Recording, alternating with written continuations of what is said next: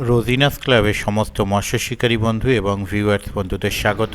আপনারা ব্যাকে যে জলাশয়টি দেখতে পাচ্ছেন এটি হচ্ছে শ্রীরামপুর খোকনদার খাদ নামে পরিচিত বা খোকনদার ভেড়ি নামে পরিচিত।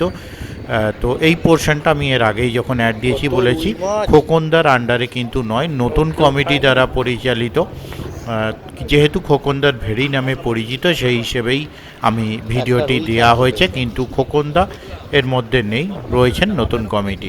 আজকে ওপেনিং ছিল, সারা পুকুর দেখতে পাচ্ছেন ফাঁকা, অল্প সংখ্যক সিট ছিল, কিন্তু মাছ না খাওয়ার জন্য একটি মাত্র সিট বসেছিল। আমি যখন গিয়েছিলাম কম বেশি বেলা 11টা 11:30 হবে, তখনও পর্যন্ত তারা একটিই মাছ পেয়েছিলেন, একটি ছোট রুই মাছ, এছাড়া আর কিছু পাইনি। আগামী দিনে পুকুরটা কবে কি চলবে, যদি কোনো আপডেট পাই অবশ্যই আপনাদের সঙ্গে শেয়ার করব। ধন্যবাদ।